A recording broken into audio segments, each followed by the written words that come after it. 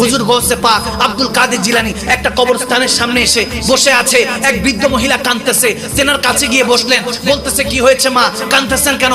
ওই বৃদ্ধ ওই মহিলা ওই মাটা বলতেছে আমার সন্তান নাই, স্বামী নাই, একটাই সন্তান ছিল, আজকেই মারা গিয়েছে। তখন গৌসে পাক আব্দুল কাদের জিলানী বলতেছে জিন্দা করে দেই, কিছু বলবেন না তো, কিছু মনে করবেন না তো? তখন ওই মহিলা বলতেছে কি বলেন, মস্করা কেন করেন? আজকে এমনি আমার সন্তান হারিয়েছি, কি আপনি জিন্দা করে দিবেন?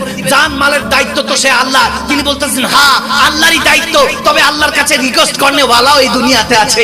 তখন ওই মা বলতেছে কি বলেন? বলে হ্যাঁ। তখন ওই গৌসে পাক বলতেছেন কুম বিইজনিল্লাহ, কোন জায়গায় এসেছে কুন বিইজনি, বলেছেন কুম বিইজনি, যে আমি বলতেছি আব্দুল কাদের আল্লাহর হুকুমে দাঁড়িয়ে যা। ওই যুবক মৃত অবস্থায় দাঁড়িয়ে গেল, দাঁড়িয়ে সালাম দিচ্ছে। ওই মা তো অবাক হয়ে গেল। তখন মা ছেলেকে কালমা পড়িয়ে আবার বায়াত দিয়ে তাদেরকে ফায়েজ বরকত দিয়ে পাঠিয়ে দিলেন যে তোমরা অন্য জায়গায় চলে যাও, এখানে তো তোমার ছেলে মারা গিয়েছে জানে, অন্য গ্রামে চলে যাও। চলে গেলেন। ততক্ষণ পর্যন্ত কারামত বান্দা দেখে না, ততক্ষণ পর্যন্ত আল্লাহ সেজদা কি, নবীর দুরূদ কি তা বান্দা বুঝতে পারে না। যখন দেখে যায় তখন তার কলব খুলে যায়, কাশ খুলে যায়, তার সে চোখ বন্ধ করেও তো দুই কাঁধের ফেরেশতা দেখে, চোখ খুললেও দুই কাঁধের ফেরেশতা দেখে, চোখ বন্ধ করেও নবীকে দেখে, আল্লাহকে দেখে। মান রানি ফাকাত জাল হক, যে নবীকে দেখে সেই তো আল্লাহকে দেখে।